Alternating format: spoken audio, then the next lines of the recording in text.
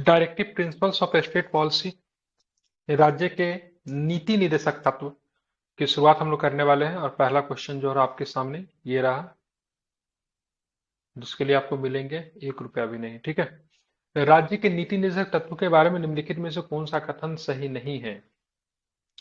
वे किसी न्यायालय में परिवर्तनीय नहीं है। क्या ये बात सही है कि आप इसको न्यायालय में इसको परिवर्तनीय नहीं करवा सकते, मतलब न्यायालय के द्वारा आप इसको लागू नहीं करवा सकते हैं? ठीक है, वे सभी मूल अधिकारों पर अभिभाषी हो सकते हैं। ठीक है, उन्हें सामाजिक और आर्थिक न्याय से संबंध किया जा सकता है, निशुल्क कानूनी सहायता देने से संबंध किया जा सकता है। ठीक है, तो ये वाला गलत है। ठीक है, मतलब सारे ही फंडामेंटल राइट के ऊपर आप इसको मान के चलोगे, ऐसा नहीं होगा, ध्यान में रखना है, इंपॉर्टेंट है। अब बाकी सब तो आपका सही है। ठीक है, सबसे पहले की बात करेंगे, ये जो आपका नीति निदेशक तत्व जो है इसको कब हमने शामिल किया था भारतीय संविधान में? सॉरी, भारतीय संविधान की बात की जब ब्रिटिश जब था ना, तो 1935 का जो एक्ट जो था ना, तो भारत शासन अधिनियम 1935 के अनुदेश पत्र, जिसको इंस्ट्रूमेंट ऑफ इंस्ट्रक्शन कहते हैं। ठीक है, इंस्ट्रूमेंट ऑफ इंस्ट्रक्शन में को नीति निर्देशक तत्वों, जो कि मतलब बात करेंगे भारतीय संविधान में भाग 4 से लेकर अनुच्छेद कहां से कहां तक, आर्टिकल्स कहां से कहां तक है, नीति निर्देशक तत्व का क्या बताएंगे? 35 से आर्टिकल्स कहां से कहां तक? बिल्कुल 36 से लेकर 51 तक आपको आर्टिकल्स इसको देखेंगे। तो ये आपको जो है इंस्ट्रूमेंट ऑफ इंस्ट्रक्शन के तौर पे 1935 में भी शामिल किया गया था। ठीक है, मतलब 1935 में नीति निर्देशक तत्व था, लेकिन उसका नाम अलग था। क्या नाम था उसका? Instrument of instruction. ठीक है, ध्यान में रखना है। जिसका उद्देश्य क्या है? शासन के लिए सकारात्मक उद्देश्य। ठीक है, सकारात्मक उद्देश्य दैट मीन लॉ मेकिंग करना, वो भी पॉजिटिव वे में, एवं आर्थिक और सामाजिक लोकतंत्र की स्थापना करना है। इसकी प्रवृत्ति कैसी होती है? गैर न्यायोचित होती है। ठीक है, इसकी प्रवृत्ति जो होती है गैर न्यायोचित होती है। किसमें दिया गया? अनुच्छेद 37 में। यानी उसके हनन होने पे आप किसके द्वारा लागू नहीं करवा सकते, फिर कहां आप नहीं जा सकते? तो क्या बताएंगे? अगर उसका हनन हो जाता है तो आप कोर्ट में नहीं जा सकते, आप उसके न्यायालय के द्वारा उसको लागू नहीं करवा सकते। ठीक है, ध्यान में रखना। अर्थात ये राज्य के ऊपर बाध्यता करता है, राज्य के ऊपर बाध्यता है कि नहीं है? तो नहीं है। ठीक है, ध्यान में रखना है। ठीक है, राज्य के ऊपर बाध्यता न होकर कर्तव्य माना जाता है। नीति निर्देशक राज्य के लिए बाध्यता है या फिर उसका कर्तव्य है? कर्तव्य है। ठीक है, ध्यान में रखना है।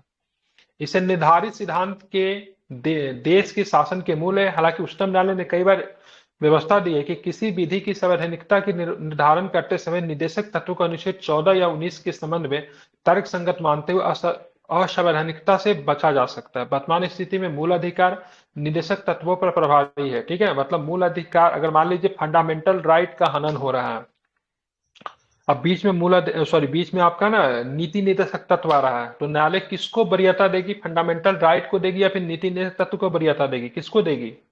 Fundamental rights. फंडामेंटल राइट को बाध्यता देगी। ठीक है, ध्यान में रखना है। ठीक है, लेकिन एक मामला ऐसा भी बना जहां पे नीति निदेशक तत्व को बढ़ावा दिया गया, फंडामेंटल राइट का हनन हो गया। कौन था? संपत्ति के अधिकार वाला था ना। संपत्ति के अधिकार में लोगों को संपत्ति से वंचित करने का अधिकार था। क्या क्यों किया गया? ताकि समाज में आर्थिक असमानता की कमी आवे। ठीक है, कोई लोग बहुत अमीर है, कोई लोग बहुत गरीब है, तो आर्थिक असमानता को कम करने के लिए लाया गया। तो फंडामेंटल राइट है संपत्ति के अधिकार, लेकिन सामाजिक अधिकार को बढ़ावा देने के लिए फंडामेंटल राइट को क्या कर दिया गया? क्या कर दिया गया? उसको समाप्त कर दिया गया। इसीलिए कुछ लोग जो थे कोर्ट चले गए, इसीलिए सरकार को नियम बनाना पड़ा। ठीक है, निदेशक तत्व प्रभारी है, ध्यान में रखना। लेकिन दो चीज नहीं प्रभावी होता है। ठीक है, एक अनुच्छेद 39 का बी और सी छोड़ के, मतलब बी और सी की बात करेंगे, ये फंडामेंटल राइट के ऊपर हावी होते हैं, जो कि हम लोग आगे चले पढ़ेंगे। सर एक संविधान में डाउट था हम्म सर, जब जो हमारे संविधान में जो डीपीएसपी लिया गया वो 1935 गवर्नमेंट ऑफ इंडिया एक्ट के तहत लिया गया, जो कि इंस्ट्रूमेंट ऑफ इंस्ट्रक्शन है। तो सर हम ऐसा क्यों कहते हैं कि इसे वो जो डीपीएसपी आयरलैंड से लिया गया, आयरलैंड का जो ये था, ये तो 1935 के गवर्नमेंट ऑफ इंडिया एक्ट से लिया गया ना? हाँ, तो वहां से नहीं, गवर्नमेंट इंडिया एक्ट से नहीं लिया गया है। ठीक है, वहां पे मतलब इंस्ट्रूमेंट ऑफ उसमें जो, इंस्ट्रक्शन के रूप में हाँ वहां पे था। ठीक है, लेकिन हाँ, हम तो लोगों ने जो उसको, डीपीएसपी को उठाया जो है, वो हम लोगों ने आयरलैंड से लिया है। ठीक है, और आयरलैंड ने भी आई थिंक स्पेन से लिया है। ठीक है, लेकिन इसमें तो बोला आयर गया कि जस्ट चलो इंस्ट्रूमेंट ऑफ इंस्ट्रक्शन को ही एक नया नाम दे दिया गया, बस उस पे एक नया लेप चढ़ा दिया गया है कि हाँ नहीं ये नहीं, अब हूबहू डीपीएसपी थोड़ी है। ना था, हूबहू थोड़ी ना था। ठीक है, अब फंडामेंटल राइट को आप बोलोगे कहाँ से लिए, तो हम लोग अमेरिका से लिए, लेकिन वो तो बिल ऑफ राइट्स के रूप में आप देखोगे तब 1215 में बहुत साल पहले ब्रिटेन में भी यूज हुआ था, जहाँ पे राजा को अधिकार को सीमित करना था, लोगों को अधिकार को देना था, तो ऐसा नहीं बोल सकते, आयरलैंड ही होगा। हाँ, इसी से मिलता जुलता इंस्ट्रूमेंट ऑफ इंस्ट्रक्शन की बात करेंगे तो 1935 के एक्ट में ही था, ठीक है, ध्यान में रखेंगे, लेकिन हूबहू चीजें नहीं थी। सोशल चीज तो वहां पे थी ही नहीं, सामाजिक अधिकार को बढ़ावा देने जैसी चीज तो वहां पे थी ही नहीं, ठीक है। इसमें तो बहुत कुछ नया शामिल किया गया, 37 को लाया गया, 36 में स्टेट को डिफाइन किया गया, समय समय पे इस पे चीजें किया गया था, पूरी तरह से आयरलैंड से मिलता जुलता है, ठीक है। हाँ, इंस्ट्रूमेंट ऑफ इंस्ट्रक्शन की बात करेंगे तो था, फंडामेंटल राइट नहीं था क्या, ब्रिटिश कॉन्स्टिट्यूशन की बात करें उसमें भी था, लेकिन ऐसा कुछ नहीं है। ध्यान रखिए यहाँ पे क्या लिखा हुआ है, ठीक है। तो यहाँ पे भारत सरकार अधिनियम 1935 के अनुदेश पत्र इंस्ट्रूमेंट ऑफ इंस्ट्रक्शन को निदेशक तत्व भाग 4 और अनुच्छेद 36 से 51 के रूप में समाहित कर लिया गया था, जिसका उद्देश्य शासन के लिए सकारात्मक उद्देश्य विधि निर्माण में प्रस्तुत करना एवं आर्थिक और सामाजिक लोकतंत्र की मतलब 38 की स्थापना करना था, ठीक है। ये था यहाँ पे 1935 से हम लोगों ने लिया है, लेकिन इसका मूल चीज की पूर्ति जो होती है ना से क्या बोलते हैं उसको यार, आयरिश कॉन्स्टिट्यूशन से होती है, ठीक है। हाँ, इसके चर्चा थे, इसके चर्चा थे, लेकिन हाँ वहां से हम लोगों ने लिया नहीं लिया, ठीक है, इससे मिलता जुलता चीज था। चलिए अब बात करेंगे संविधान में प्रतिस्थापित राज्य की नीति के निदेशक तत्व वास्तविक लोकतंत्र का सामाजिक और आर्थिक आधार प्रदान करने के उद्देश्य रखते हैं। नीति के निदेशक तत्व निदेश मात्र है, जिन्हें सरकार को विधि निर्माण करते समय ध्यान रखना होता है, और वो न्यायालयों के द्वारा प्रवर्तनीय नहीं है। कौन सही लग रहा है कि दोनों ही सही है, बताइए क्या सही है, तो दोनों ही सही है, ठीक है। ध्यान रखना है दोनों स्टेटमेंट सही है, लेकिन स्पष्टीकरण नहीं है, ठीक है। मतलब क्या हो जाएगा, दोनों कथन ए और दो दोनों सत्य है, किंतु कथन दो कथन एक ही सही है, स्पष्टीकरण नहीं है। बताना इसमें भारत के संविधान के संदर्भ में राज्य के नीति निर्देशक तत्व क्या है, विधायकों के कृत्यों पर निर्बंधन करते हैं, कार्यपालिका के कृत्यों पर निर्बंधन करते हैं, क्या होगा, ठीक है, दोनों में से किसी को नहीं करता, किसी को नहीं करता, न तो विधायिका के ऊपर प्रतिबंध लगाता है, न तो कार्यपालिका के ऊपर, ठीक है। कार्यपालिका जिसको एग्जीक्यूटिव बोलते हैं, विधायिका जो कि लॉ मेकर्स होते हैं जिनको लेजिस्लेटिव कहा जाता है, ठीक है। दोनों में से किसी को ऊपर नहीं करते, ठीक है। न तो नीति निर्देशक तत्व किसी को पावर देता है, न तो किसी से पावर वापस लेता है, ठीक है। राज्य के नीति निर्देशक तत्व सिद्धांतों को भारतीय संविधान में शामिल किए जाने का उद्देश्य क्या है, क्या उद्देश्य है बताइए, ऑप्शन दिख रहा है आपको, ठीक है। राजनीतिक प्रजातंत्र को स्थापित करना, या फिर सामाजिक प्रजातंत्र को स्थापित करना, या फिर समाज गांधीवादी प्रजातंत्र को स्थापित करना, या फिर सामाजिक और आर्थिक प्रजातंत्र को स्थापित करना। Option D. तो सामाजिक और आर्थिक प्रजातंत्र को स्थापित करना, ठीक है, ध्यान में रखना।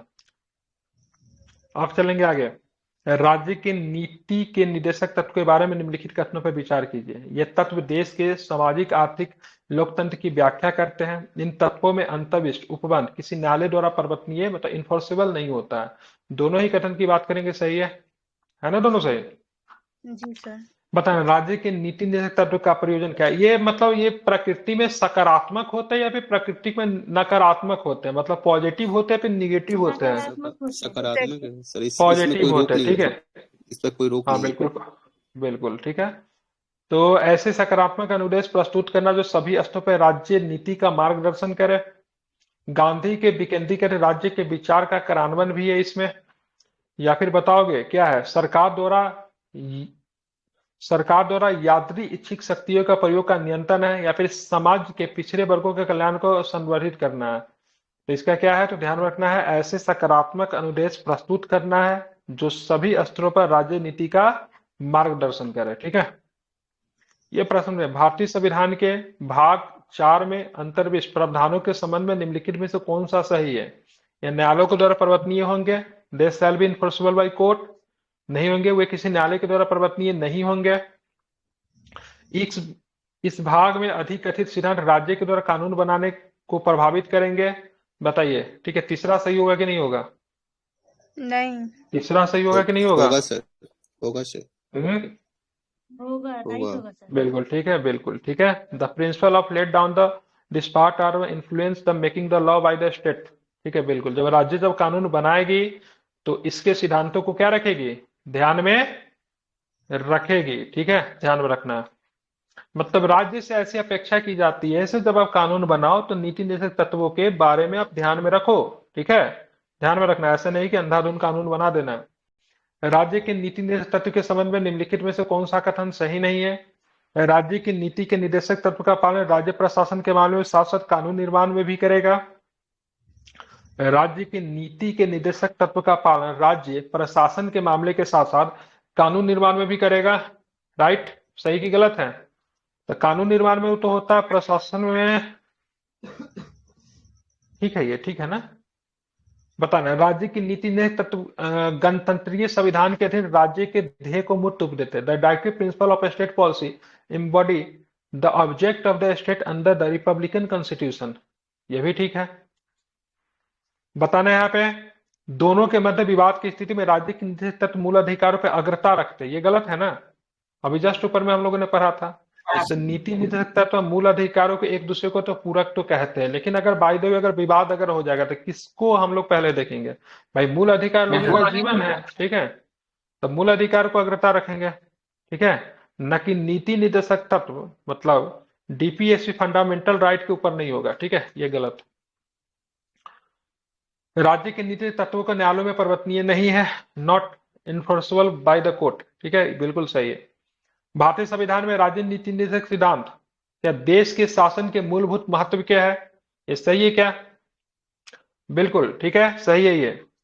Of basic importance of the government of the country, बिल्कुल ठीक है। Can't to enforce by the court, न्यायालयों के द्वारा लागू नहीं कराया जा सकती, ये भी है।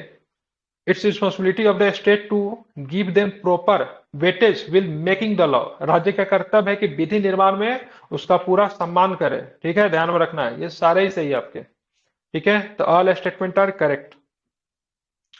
आप चलते आगे देखेंगे, इसमें एक भी ऐसा प्रश्न आपको सीधा सीधा नहीं मिल रहा है। ठीक है, मतलब एग्जाम में भी आपका यही लेवल रहने वाला है, इसी तरह के प्रश्न मिलेंगे। भारतीय संविधान के अंतर्गत धन का केंद्रीयकरण किसका उल्लंघन करता है। धन का केंद्रीयकरण मतलब, ठीक है, कॉन्सेंट्रेशन ऑफ वेल्थ किसका, समता का अधिकार का, राज्य के नीति निर्देशक तत्व का, या फिर राइट टू फ्रीडम का, या फिर कॉन्सेप्ट ऑफ वेलफेयर का, किसका उल्लंघन करेगा। बिल्कुल, तो राज्य के नीति निर्देशक तत्व का। किनका माइकी को हो रहा है, हेलीकॉप्टर की तरह आवाज आ रहा है बीच बीच में। मूल अधिकारों एवं निदेशक सिद्धांतों के बीच संबंधों की वर्तमान स्थिति के विषय में निम्नलिखित में से कौन सा वक्तव्य सही है। ठीक है, मतलब which of the following statement is true about the relation of directive principle fundamental right at present. ठीक है, पहला ऑप्शन की बात करेंगे, मूल अधिकारों की अपेक्षा किसी भी निदेशक सिद्धांतों को मूल अधिकारों की अपेक्षा किसी भी दशा में प्राथमिकता नहीं दी जा सकती, ये सही है कि गलत है।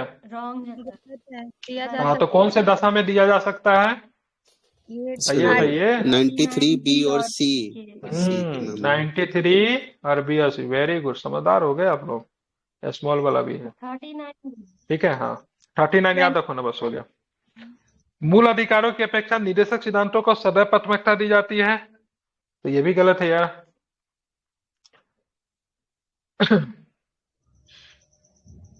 बताना है आपको, निदेशक सिद्धांतों की अपेक्षा मूल अधिकारों को सदैव प्राथमिकता दी जाती है, तो ये भी गलत है। कुछ मामलों में निदेशक सिद्धांतों को मूल अधिकारों की अपेक्षा प्राथमिकता दी जा सकती है, बिल्कुल दी जा सकती है। ठीक है, अच्छा प्रश्न था ये। वर्तमान में किस निदेशक सिद्धांत का मूल अधिकारों पर प्राथमिकता दी गई है, तो किसको,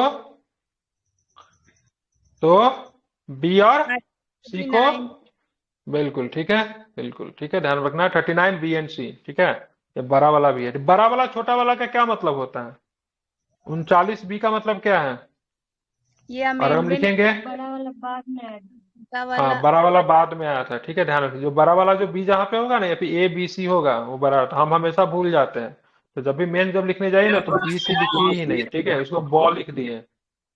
ठीक है सर, ये वाला हाँ, अमेंडमेंट से नहीं आया है सर, जो वो 39 बी और सी है ना, ये अमेंडमेंट से नहीं आया है। 39 बी सी अमेंडमेंट से नहीं आया, अमेंडमेंट से ही आया होगा, वह चेक कर लीजिए। 39 में 5 है शायद, उसमें से ए बी सी करके है, तो वो अमेंडमेंट से नहीं है सर। 39 ठीक ए है, दिया है। होगा, इस पे प्रश्न दिया होगा। 39 ए क्या कहता है, जस्टिस एंड फ्री लीगल 39 ए क्या कहता है बताइए। निःशुल्क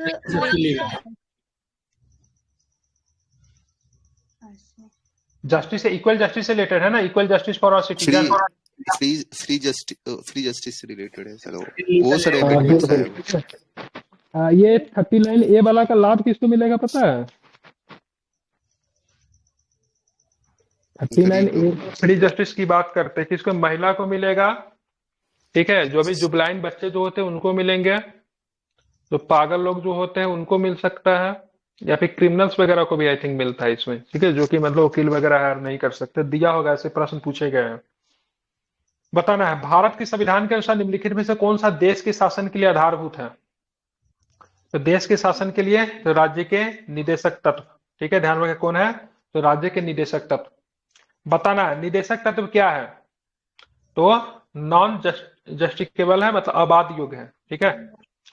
बताना आपको, ठीक है, in the instrument of instruction content in the government of India act 1935 have been incorporated in the constitution of India in the year 1950 एच। भारत सरकार ने 1935 के अंतर्विष्ट अनुदेश प्रपत्र इंस्ट्रूमेंट ऑफ इंस्ट्रक्शन को वर्ष 1900 से भारत के संविधान में किस रूप में समाविष्ट किया गया? क्या बताएंगे? तो राज्य के, हाँ, तो मतलब ये नहीं कह सकते से भाई साहब, हम लोग अगर देखिए हमारा संविधान क्या है ना, बहुत जगह से बहुत कुछों के लिए है।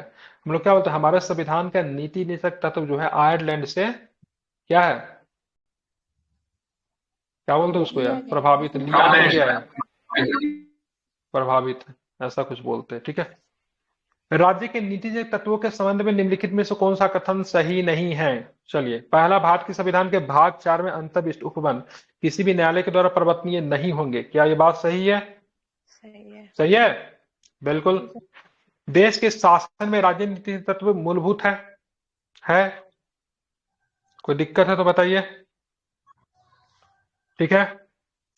कानून बनाने, ठीक है, राज्य का कर्तव्य होगा कि कानून बनाने में नीति तत्व को लागू करे। निदेशक तत्व भारत को विश्व का एकमात्र उन्नत पूंजीवादी देश बनाने के लिए निर्दिष्ट है, ठीक है। तो भाई ये पूंजीवादी देश, कैपिटलिस्ट देश बनाने के लिए निदेशक तत्व है क्या? नहीं, किसी भी कैपिटलिस्ट देश का एग्जाम्पल हो ही नहीं सकता है, ठीक है, समझ रहे हैं ना। क्योंकि क्या कर रहा, आर्थिक असमानता को कम करने की बात करता है ना।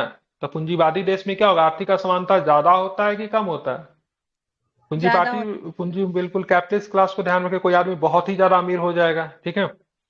बताएं संविधान की कौन से अनुच्छेद में यह प्रावधान है कि राज्य नीति तत्वों को न्यायालय में नहीं ले जा सकता? किसमें है? तो 37, ठीक है, 36 और 37 और 38, 39, ये सब तीनों बहुत इंपॉर्टेंट। 36 में क्या है? स्टेट का डेफिनेशन। बिल्कुल, ठीक है, ठीक है, ध्यान में स्टेट का क्या है, डिफिनेशन है, ठीक है। 37 में क्या है, सब फंडामेंटल ड्यूटीज को अपने को कहीं भी कोर्ट में नहीं जा सकते हो, मतलब उसको फोर्स करवाने के लिए। 38 में क्या है, तो क्या बोलते हो, सामाजिक, क्या बोलते हैं, सोशलिज्म को फैलाने की बात करता है, सामाजिक ठीक है, आर्थिक समानता सामाजिक आर्थिक समानता की बात होती है। 39 में क्या है, तो लीगल एड की बात करता है, ठीक है। बताइए भारतीय संविधान के कितने अनुच्छेदों में राज्य के नीति निर्देश तत्वों का उल्लेख किया गया, कहां से कहां तक है? 36 से 51। कोई अभी बताइए इसमें क्वेश्चन कितना है, ठीक है, होगा तो आज ही समाप्त कर देंगे। क्वेश्चन बताइए, निम्नलिखित में से कौन एक राज्य के, इस्माइल बताओ कितना है इसमें, ठीक है, निम्नलिखित में से कौन एक राज्य के नीति निर्देशक सिद्धांतों का उद्देश्य नहीं है? एक कल्याणकारी राज्य का वेलफेयर स्टेट बनाना तो है, सामाजिक आर्थिक न्याय को सुनिश्चित करना भी है, एक धार्मिक राज्य की स्थापना करना, ऐसा कुछ है क्या? और एक धर्मनिरपेक्ष राज्य की स्थापना करना, ऐसा कुछ है क्या? ठीक है, दोनों की बात करेंगे तो ये गलत है आपका। एक धार्मिक राज्य की स्थापना करना नहीं होगा, ठीक है। एक धर्मनिरपेक्ष राज्य की स्थापना करना, सेकुलर स्टेट बनाना, देखिए सेकुलर स्टेट, इसको रिलीजन से तो आप इसको नहीं कंसेप्ट कर सकते हैं, लेकिन कमजोर वर्ग वगैरह को कल्याण देने की बात करती है, तो उससे भी आप सेकुलर को जोड़ सकते हो। राज्य के नीति निर्देशक सिद्धांतों का उद्देश्य कल्याणकारी राज्य की स्थापना है, सामाजिक आर्थिक न्याय को सुनिश्चित करना है तथा एक धर्मनिरपेक्ष राज्य की स्थापना करना है, न कि धार्मिक राज्य की स्थापना करना है। कल्याणकारी राज्य का उद्देश्य होगा कमजोर वर्गों के कल्याण का प्रबंध करना, ठीक है। चलिए, भारत के संविधान का कौन सा भाग कल्याणकारी राज्य के आदर्श की घोषणा करता है? कौन सा? तो राज्य के नीति के निदेशक तत्व, the ideal for welfare state की बात करेंगे। क्या है भारत के संविधान में कल्याणकारी राज्य का आदर्श किसमें प्रतिस्थापित होते, क्या बताएंगे? ठीक है, क्या होगा, क्या हो जाएंगे? डीपीएसपी। ठीक है, डीपीएसपी किधर है? इधर है। कल्याणकारी राज्य का उद्देश्य क्या होता है, तो क्या बताएंगे? क्या मैक्सिमम होता है? मैक्सिमम तो सभी वेलफेयर नागरिकों ऑफ के स्वास्थ्य मैक्सिमम सुविधा नंबर। प्रदान करना, या फिर कमजोर से कमजोर वर्गों के कल्याण के प्रयोग करना, managing the welfare of weaker section. ठीक है, ध्यान रखना। नहीं, मैक्सिमम नहीं होता, मतलब कल्याण करने का मतलब क्या, किसका कल्याण करेंगे? कमजोर से कमजोर वर्ग का कल्याण होना चाहिए, मतलब समझ एकदम, मतलब क्या बोलते हैं उसको, जड़ में जाके लोगों का कल्याण करना।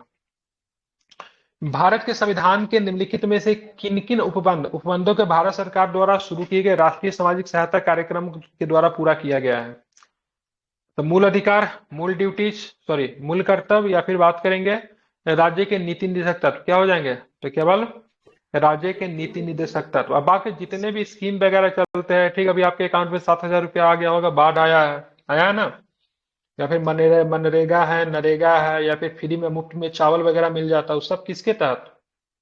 डीपीएसपी के तहत ही। अगर 7,000 रुपया अगर आपको नहीं देती सरकार, तो क्या आप कोर्ट में जाते? कैसे नहीं, 7,000 रुपया तो आपको देना ही पड़ेगा, चाहे 7,000 नहीं, आपका 10,000 लेने का मन है, कोर्ट में केस कर सकते हो। अगर नहीं 10,000 मिलना चाहिए तो आपने 7,000 क्यों दिया? नहीं कर सकते ना, क्या इन्फोर्सेबल नहीं है ये, है कि नहीं है? कोविड के टाइम में सरकार अगर राशन नहीं देती, आप क्या कर सकते थे? कुछ नहीं कर सकते थे। ठीक है, लेकिन सरकार का काम क्या है? लोगों का कल्याण करना। किनका कल्याण करना? गरीब से गरीब वर्गों का कल्याण करना। ठीक है, एकदम एकदम नीड में, एकदम नीचे में जाके। तो कोविड के दौरान सबको लाभ दे रही है। ठीक है, सबसे बड़ा आप देखेंगे तो फूड सिक्योरिटी प्रोग्राम भारत सरकार ने रन किया अभी तक, या फिर अभी जो मिला बिहार सरकार ने पैसे दिए, क्यों दिए? वेलफेयर का ही तो काम हो रहा है ना। तो नीति निर्देशक तत्वों का उद्देश्य लोक कल्याणकारी राज्य का निर्माण है। तो भारत सरकार से अपेक्षा की जाती है कि वो किसी भी विधि बनाए। अब यहाँ पे केवल हम राज्य शब्द का प्रयोग कर रहे हैं, तो राज्य कोई भी हो सकता है। राज्य की बात करेंगे तो राज्य में आपका राज्य सरकार भी है, राज्य में आपका बात करेंगे तो केंद्र सरकार भी है, राज्य में आपका स्कूल भी हो सकता है। तो स्कूल भी कभी कभी डीपीएसपी की चीजों को फॉलो करता है। अब बोलोगे सर कैसे करता है? तो कभी कभी देखिए, जो कमजोर बच्चा जो होता है उसको देखिए 2 घंटा एक्स्ट्रा रोक के पढ़ाने के उसको ट्यूशन देना शुरू कर देता है। ठीक है, उस पर विशेष ध्यान देता है कि नहीं देता है? वही है तो नीति लागू ने हुआ है तत्वों का। सर, क्या? मिशन दक्ष भी तो लागू है हाँ, बिहार में। मिशन दक्ष, बिल्कुल बिल्कुल, ठीक है। हाँ, हालांकि बच्चों के लिए सजा है, वो कोई रुकना नहीं चाहता, दूसरी बात है। वो सोचता होगा कि यार सबका छुट्टी हो गया, मैं क्यों बैठ के पढूं। नीति निर्देशक तत्व का उद्देश्य लोक कल्याणकारी राज्य का निर्माण है। अतः भारत सरकार से अपेक्षा की जाती है कि वो जो भी विधि बनाए अथवा कोई सामाजिक सहायता कार्यक्रम चलाए, तो निर्देशक तत्व को उल्लेखित उद्देश्यों को पूरा करें। अतः भारत सरकार द्वारा चलाए गए राष्ट्रीय सामाजिक सहायता कार्यक्रमों में निर्देशक तत्वों के उपबंधों को पूरा किया जाता है। ठीक है, भारतीय संविधान में प्रतिस्थापित राज्य के निदेशक तत्वों के अंतर्गत निम्नलिखित में से विचार किया जाता है, किसके? तो भारतीय नागरिकों के लिए समान नागरिक संहिता, आर्टिकल्स बताइए। ठीक है, 44। ठीक है, ध्यान में किसमें है? तो 44 में है। ठीक है, ग्राम पंचायतों को संगठित करना किसमें है? 40 में है। ग्रामीण क्षेत्रों में कुटीर उद्योगों को प्रोत्साहित करना, ये किसमें है? गांधी जी का विचार था। 48 से किसमें था? 48 में है।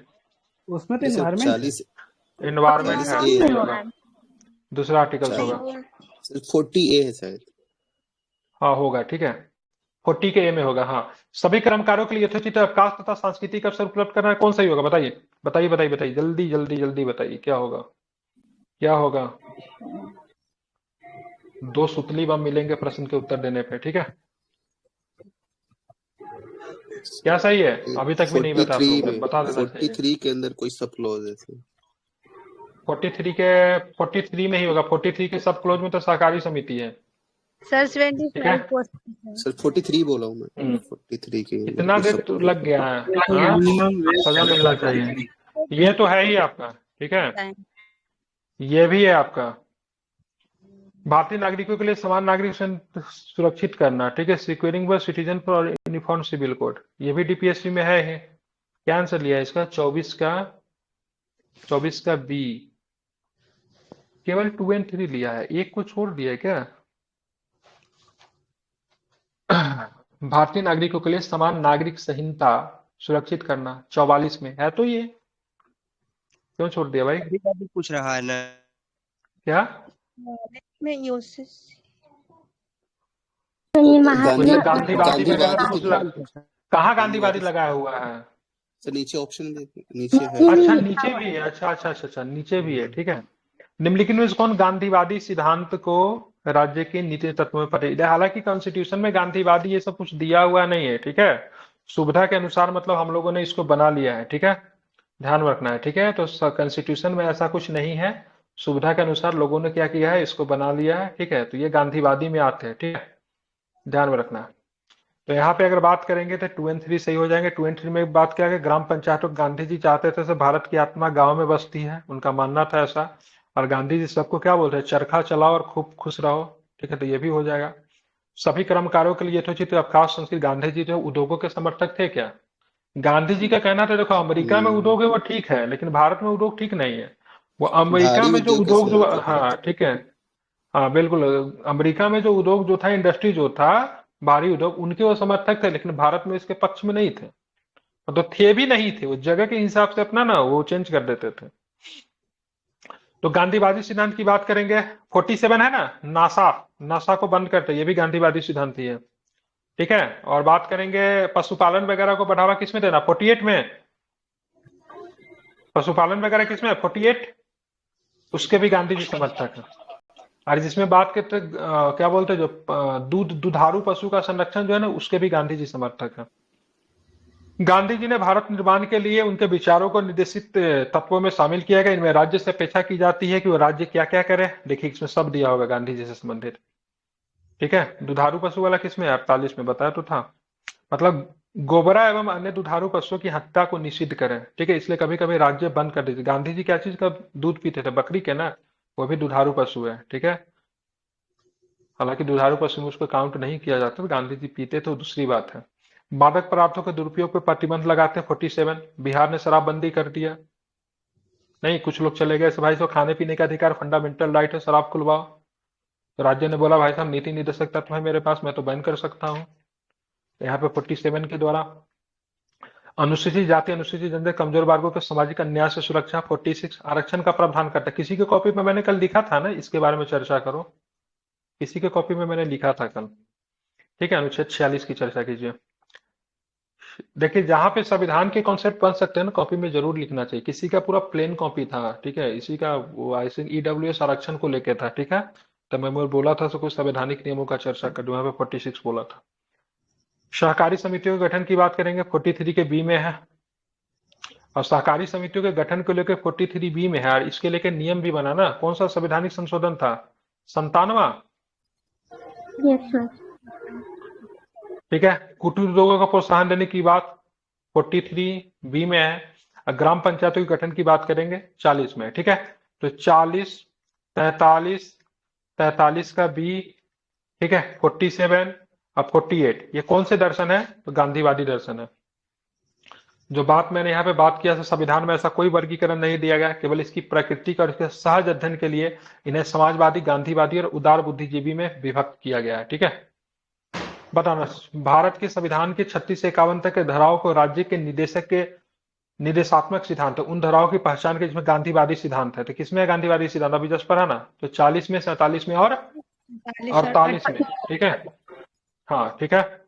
बात करेंगे राज्य के नीति निर्देशक तत्व सहज अध्ययन के लिए निम्न में से कौन से भागों में विभाजित किया गया, तो समाजवादी है, उदार भौतिकवादी है, ठीक है, लिबरल इंटेलेक्चुअल कहते हैं, गांधीवादी भी कहते हैं, ठीक है, सारे ही है, ठीक है, ध्यान में रखना है, ठीक है, ध्यान में रखना है। तो क्या है इसमें, सारे ही इसमें शामिल है, ध्यान में रखना है, इंपॉर्टेंट है, इसे आप भूलेंगे नहीं, ठीक है। अब चलते आगे चलेंगे, बताना है निम्नलिखित में से किसने नीति निर्देशक तत्वों को ऐसा चेक बताया जिनका भुगतान बैंक की सुविधा पर निर्भर करता है, किसने बताया था, केटी शाह ने बताया था। किसने बताया था, केटी शाह ने, ठीक है, किसने बताया था, केटी शाह, केटी शाह बिहार से ही थे। केटी शाह ने नीति निर्देशक तत्वों का अनुच्छेद 36 से 51 में वर्णित किया हुआ ऐसा चेक बताया जिसका भुगतान बैंक की सुविधा पर निर्भर है। सर आइवर जेनिंग्स ने कहा कि ये पुण्यात्मा लोगों की महत्वाकांक्षा मात्र है, ठीक है। राज्य के नीति निर्देशक तत्व संविधान की आत्मा है जो संविधान के सामाजिक दर्शन को समाविष्ट करते हैं। उपयुक्त कथन किसने कहा था? बताइए, किसने कहा था? ऑस्टिन। ठीक है, किसने कहा था? तो ग्रेनविल ऑस्टिन ने। ठीक है, राज्य के नीति निर्देशक तत्व के बारे में ग्रेनविल ऑस्टिन ने कहा कि राज्य के नीति निर्देशक तत्व संविधान की आत्मा है जो संविधान के सामाजिक दर्शन को समाविष्ट करते हैं। डॉक्टर भीमराव अंबेडकर ने नीति निर्देशक तत्वों को भारत के संविधान की अनूठी विशेषता कहा था। ठीक है, तो कल भी आप लोग पढ़ेंगे क्या दिन में? नहीं नहीं हाँ सर, दिन में पढ़ा दीजिए सर। हाँ सर, कल दिन में। क्या नाम है एसडीएम साहिबा? रूपम कुमारी नाम है ना आपका? 1 साल का छुट्टी आप लीजिए अभी से, ठीक है? अभी से समय नहीं है, इसको पढ़ना नहीं है, ठीक है? फटाका छोड़ेगी ये।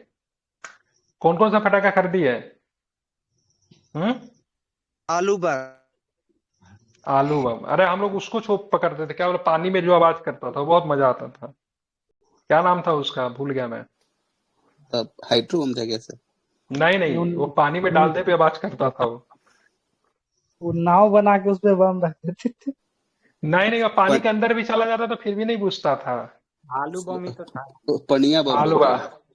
हाँ वाह, आलू बम को हाइड्रो बोलते थे, अभी तक हमको याद है। ठीक है, एक बम जो थी ना, वो क्या होता था ना, उसको ना, उसमें सुरक्षा की दृष्टि से काफी इंपॉर्टेंट था। उसको लगा दीजिए उसमें, वो लगभग 25-30 सेकंड के बाद ही वो होता था। उसको कुछ बुलेट बोलते थे, आई थिंक। ठीक है, हाँ, आराम से सुरक्षा की दृष्टि से सबसे बढ़िया था। सबसे खतरनाक जो था कुलिया बोलते थे ना उसको, क्या बोलते थे उसको? कुलिया बोलते थे। वो उसका नियम था से ऊपर जाएगा, ठीक है, मतलब अच्छे से फुहारा वगैरह देगा, लेकिन कभी कभी वो अपने ना प्रकृति के हिसाब से काम नहीं करता था, ब्लास्ट कर जाता था। ठीक है, नीचे में ही। हाँ, वो सरप्राइज करता था कभी कभी। कुछ मूर्ख लोग उसको हाथ में रख के वो करते थे, कभी कभी उसको प्रेशराइज करने की वजह से हाथ में आवाज कर जाता था। तो बहुत को डेंजरस था, मुझे सबसे खतरनाक वही लगता था। अनार बम। ठीक है, हाँ, अनार बम, बिल्कुल, कुलिया भी बोलते थे उसको। निम्नलिखित में से किसने राज्य की नीति निर्देशक तत्वों को भारत के संविधान की अनूठी विशेषता कहा था? अंबेडकर जी ने बोला अनूठी व्यवस्था, और बोला इसने, क्या नाम है, केटी शाह ने बोला से भाई साहब सुविधा के अनुसार भजा सकते हैं। ठीक है, उसके बाद ग्रेनविल ऑस्टिन ने क्या बोला से, मतलब भाई संविधान की आत्मा है। ध्यान में रखना, क्या बोला? संविधान की आत्मा है। ठीक है, आइवल जेनिंग्स ने क्या कहा कि पुणात्मा लोगों की महत्वाकांक्षा मात्र है। ठीक है, मतलब पुणात्मा जो अच्छे विचार वाले लोग जो थे, जिन्होंने बहुत अच्छा सोच रखा था, उनके हिसाब से क्या है, उनका महत्वाकांक्षा मात्र है। हालांकि इनका धरातल पे कोई इनका यूज नहीं है। ठीक है,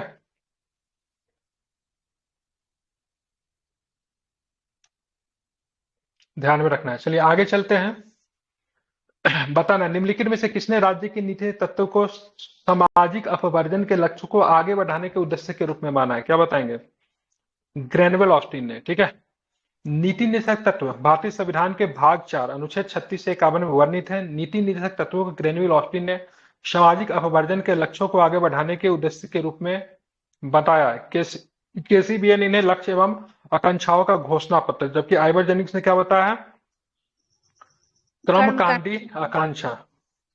ठीक है, ध्यान में रखना है। ठीक है, चलिए, निम्नलिखित में से कौन सा कार्य किसी उदार लोकतंत्र में स्वतंत्रता की सर्वोत्तम सुरक्षा को नियत करता है? शक्तियों का पृथक्करण, सेपरेशन ऑफ पावर। किसका सिद्धांत है शक्तियों का पृथक्करण? बताइए, किसका? डीपीएसपी का। हम आदमी का नाम पूछ रहे हैं, डीपीएसपी का नाम बता रहे। शक्तियों का पृथक्करण का सिद्धांत किसने दिया था? गांधी जी। गांधी जी, वाह क्या बात है। नेहरू जी नहीं दिए थे। मॉन्टेस्क्यू का सिद्धांत है ये। ठीक है, किसका है? मॉन्टेस्क्यू। शक्तियों का पृथक्करण मॉन्टेस्क्यू का। ठीक है, मॉन्टेस्क्यू का ही है ना? शक्तियों का पृथक्करण उदार लोकतंत्र की स्वतंत्रता की। हाँ, एक्ट जो आया था वो 1909 का। और उसमें नहीं, मतलब शक्तियों का पृथक्करण बहुत पहले एक विद्वान के द्वारा दिया गया था। आगे चल के डेवलपमेंट बहुत होती ही रही है। तो मॉन्टेस्क्यू नहीं, आई थिंक शक्ति का पावर ऑफ सेपरेशन देखिए ना किसका है, मॉन्टेस्क्यू होना चाहिए। ठीक है, भारतीय संविधान में कहाँ कहाँ पे पावर ऑफ सेपरेशन मिलता है उसके ऊपर तो हम लोग बात करेंगे ही, लेकिन ये थ्योरी कहाँ से था? कॉन्स्टिट्यूशन तो बहुत बाद में बना। अभी अब डेमोक्रेसी का जिसको आप लोग आनंद ले रहे हैं, तो डेमोक्रेसी कोई आज का सिद्धांत है? लोकतंत्र की अवधारणा आज तो 500-600 वर्ष पहले दी गई थी, 700-800 वर्ष पहले। तो शक्तियों का पृथक क्या 1919 में डायरकी जब आया था तो मॉन्टेग्यू ही लाया था।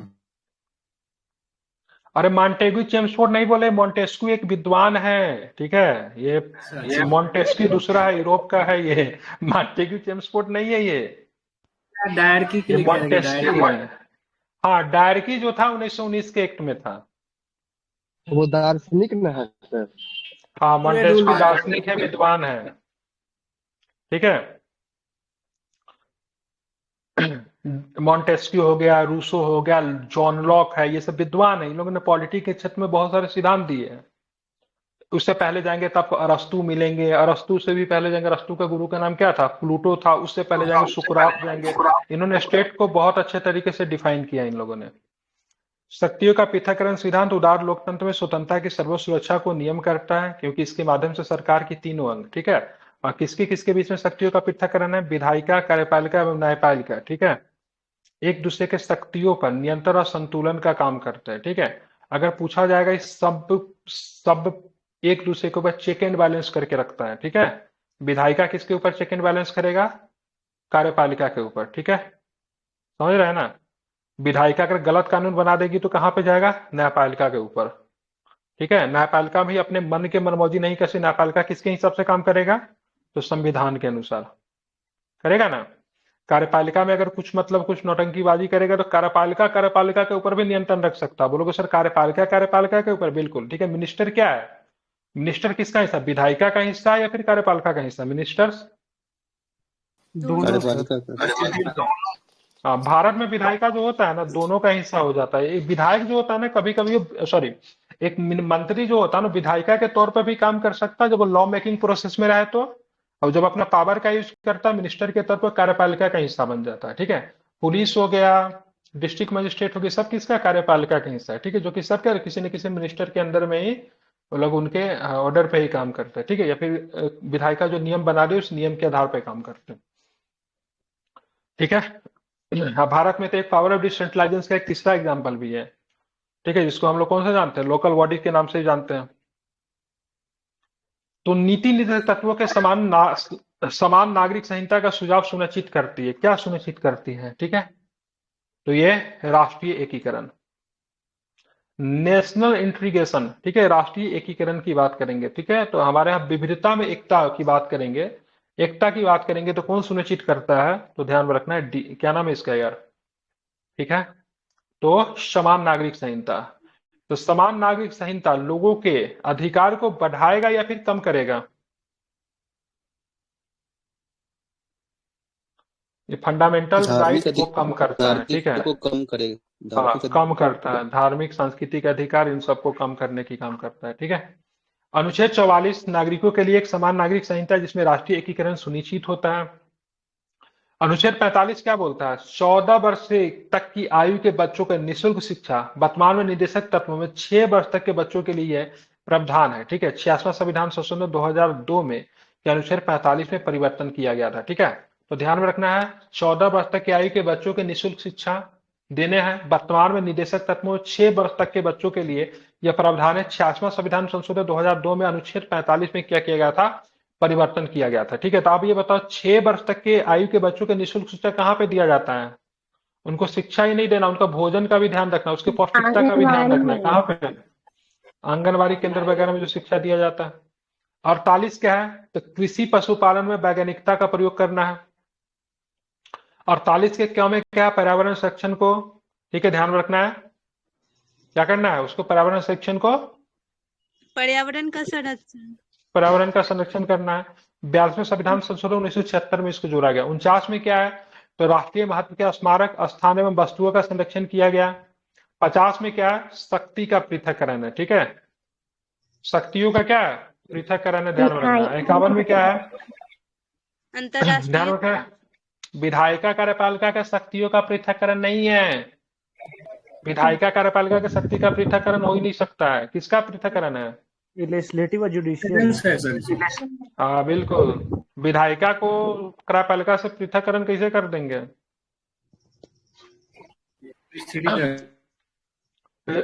राष्ट्रीय महत्व के स्मारकों और स्थानों का वस्तुओं का संरक्षण उपबंध करता है। क्या करता है? राष्ट्रीय महत्व के स्मारकों और स्थानों और वस्तुओं का संरक्षण ये उपबंध करता है कि भारत के संविधान द्वारा गारंटी का मूल अधिकार है। नहीं है ना? मूल अधिकार क्या है? भारत के संविधान के राज्य के नीति से एक तत्व है, ठीक है। और इस सब पे कानून बना गया है। क्या बन गया है? कानून बन गया है। जैसे मान लीजिए राष्ट्रीय स्मारक का, ठीक है, राज्य का कर्तव्य क्या होगा? सो राष्ट्रीय स्मारक की सुरक्षा करे, ठीक है। और तब तक इसके ऊपर किसी प्रकार का कानून नहीं था, तो कुछ लोग जाके कुछ भी कर सकता, तोड़ फोड़ सकता था, कुछ भी कर सकता था। लेकिन अब इसके ऊपर कानून बन गया, तो कानून करने पे दंड भी दिया जा सकता है राज्य के द्वारा, ठीक है। दंड के भागी होंगे, ठीक है। चलिए, अब जैसे बोलोगे क्या? जैसे बोलेंगे सर दंड के भागी, बिल्कुल ठीक है। अब यहाँ पे देखेंगे एक प्रश्न में बताता हूँ, प्रोजेक्ट टाइगर कब आया था? 1973 1973। राज्यों का क्या कर्तव्य है? भाई वन्य जीव प्राणी का सुरक्षा करे, करे कि नहीं करे? है ना? वन्य जीव प्राणी का सुरक्षा करने का अधिकार राज्य का है ना, पर्यावरण सुरक्षा करने का अधिकार राज्य को है ना। लेकिन 1973 से पहले जिसने टाइगर को मार दिया उसको किसी प्रकार की सजा नहीं मिली होगी, ठीक है। 1973 से पहले बाघों के मारने के लिए किसी प्रकार की सजा का प्रावधान नहीं था, लेकिन राज्यों को लगा से भाई साहब जानवरों का सुरक्षा करना राज्य का कर्तव्य है, इसलिए सरकार ने कौन लेकर आया? एनिमल प्रोटेक्शन एक्ट लेकर आई, जिसमें से टाइगर प्रोटेक्शन एक्ट लेकर आई, ठीक है। बाघ सुरक्षा अधिनियम जो भी कह लीजिए लेकर आई, उसमें सजा वगैरह का प्रावधान कर दिया, 6 साल का सजा का प्रावधान है। अब करके कोई देखे तो भाई साहब उनको सजा मिलेगा। तो डीपीएसपी के चीजों को लागू करने के लिए राज्य कानून भी बना सकती है, ठीक है, ध्यान में रखना। जैसे कि से बात करेंगे, यूसीसी की बात करें, सभी लोग अपने हिसाब से चीजों को चलाते हैं ना। लेकिन राज्य अगर इस पे अगर कानून बना दे तो सबके लिए एक जैसा हो जाएगा। चलिए, भारतीय संविधान का कौन सा भाग अंतर्राष्ट्रीय शांति और सुरक्षा के प्रति राज्य के उत्तरदायित्व का उल्लेख करता है? तो क्या बताएंगे? DPSP तो राज्य के नीति निर्देशक तत्व, ठीक है। संविधान के कौन से अनुच्छेद में प्रावधान किया गया कि राज्य समस्त भारत में एक समान नागरिक संहिता लागू करने का प्रयास करेगा? तो क्या बताएंगे? 44 में। समान कार्य के लिए समान वेतन, किस प्रकार का मांग है? समान कार्य के लिए समान वेतन, ठीक है। तो आर्थिक अधिकार के लिए विधिक मांग है, ठीक है। तो समान कार्य के लिए समान वेतन जो है ना, डीपीएसपी का हिस्सा है। लेकिन इसको कुछ आर्टिकल्स को अगर जोड़ के अगर पढ़ेंगे ना तो एफआर भी बन जाता, फंडामेंटल राइट भी बना। इसीलिए अब देखेंगे समान कार्य के लिए समान वेतन के लोग केस को लेकर लोग कहाँ चले जा रहे हैं? कोर्ट में चले जा रहे हैं, ठीक है। क्योंकि 2-3 आर्टिकल डीपीएसपी के कुछ आर्टिकल्स को एक साथ मिला दीजिएगा ना तो एफआर बन जाएगा। हाँ सर, वो लिंग के आधार पर भेदभाव हो गया ना फिर तो बिल्कुल, हाँ, लिंग के आधार पर भेदभाव हो गया।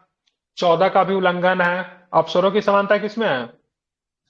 हाँ सर, आर्टिकल 14 16 सर, उसमें भी है, ठीक है, बिल्कुल। तो इस सब के आधार पे जा सकते हैं, ठीक है। आप देखेंगे राज्य का काम क्या होगा? राज्य बहुत सब तरह की काम करती है, ठीक है। समान कार्य के लिए समान वेतन मूलतः आर्थिक अधिकार के लिए विधिक मांग है। लिंग के आधार पर वेतन की विसंगतियों को दूर करने के लिए भाग 4 में निदेशक सिद्धांतों के अंतर्गत, ठीक है, 39 के डी जोड़ा गया, ठीक है। कौन जोड़ा गया? 39 के डी। समान कार्य के लिए समान वेतन 39 के डी में है, ध्यान में रखना है, ठीक है। राज्य के ऊपर विधिक दायित्व डाला गया कि अतः समान कार्य के लिए समान वेतन आर्थिक अधिकार के लिए विधिक मांग है। इस उद्देश्य को पूरा करने के लिए केंद्र सरकार के द्वारा पारिश्रमिक अधिनियम 1976 लाया गया, ठीक है, ध्यान में रखना है। अब यहाँ पे देखिए डीपीएसपी के प्रावधान को लागू करने के लिए अगर लोगों की मांग होगा तो क्या कानून बनाया जा सकता है कि नहीं बनाया जा सकता है? बनाया जा सकता है ना। क्या बोलते हैं? कानून बनाने में सहायता करता है। डीपीएसपी क्यों है? लॉ मेकिंग में मदद करता है। जब वो कानून बनाओ तो इसका ख्याल रखो, ध्यान रखो, ठीक है। तो निम्नलिखित जब कानून बन जाएगा तो सबके लिए एक जैसा रहेगा। निम्नलिखित में से कौन सा राज्य निम्नलिखित में कौन सा राज्य के नीति निर्देशक तत्वों में निहित है? अपराधों के लिए दोष सिद्धि के संबंध में संरक्षण नहीं है, फंडामेंटल राइट है ये। प्राण और दैहिक स्वतंत्रता ये भी फंडामेंटल राइट है। अल्पसंख्यक वर्गों का हितों का संरक्षण ये भी फंडामेंटल राइट है, 29 में है। पुरुषों और स्त्री दोनों के लिए समान कार्य के लिए समान वेतन, यह है आपका ड्यूटी, क्या बोलते हैं इसको डीपीएसपी में। Equal pay for equal work enshrined in the constitution of India is, समान कार्य के लिए समान वेतन भारत के संविधान में सुनिश्चित किया गया। किसके द्वारा किया गया है? तो ध्यान रखें राज्य के नीति निर्देशक सिद्धांतों का अंग है, ठीक है, ध्यान में रखना है।